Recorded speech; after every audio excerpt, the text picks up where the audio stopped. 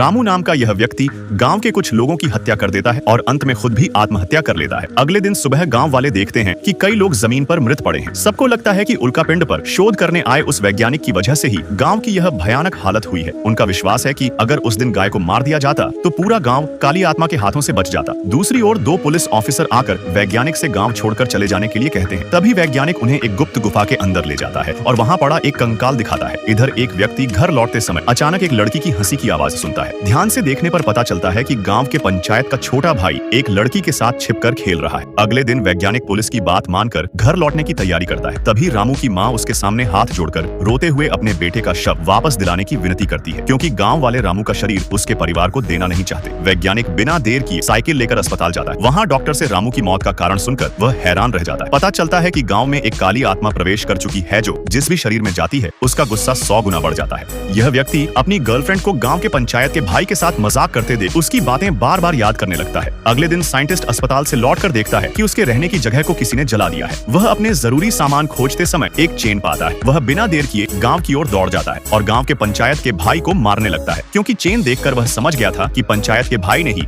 उसका सब कुछ जला दिया था। एक पुलिसकर्मी साइंटिस्ट को उसके घर ले आता है। तभी पीछे से एक लड़की साइंटिस्ट को बुलाकर दिखाती है कि गांव के एक व्यक्ति के शरीर में वही काली आत्मा प्रवेश कर रही है, क्योंकि उस व्यक्ति ने अपनी गर्लफ्रेंड को गांव के पंचायत के साथ मजाक करते देखा था और अजीब व्यवहार कर रहा था। फिर साइंटिस्ट और कुछ लोग मिलकर उसे नींद का इंजेक्शन देकर बेहोश कर गांव के बाहर ले जाते हैं। दूसरी ओर लड़की नहा रही थी। वह अजीब अजीब आवाजें सुनती है। कुछ ही देर में कोई उसे खींचकर खेत के बीच ले जाता है। दूसरी ओर एक पुलिसकर्मी आकर साइंटिस्ट से कहता है कि वह व्यक्ति सबको मारकर भाग गया है। वे उसे खोजने के लिए निकलते हैं। तब तक वह व्यक्ति लड़की को मार चुका होता है। जब वे उस व्यक्ति को पकड़ने जाते हैं, उसके शरीर में मौजूद काली आत्मा उसके शरीर से बाहर निकल जाती है और वह व्यक्ति आग में कूदकर खुद आत्महत्या कर लेता है।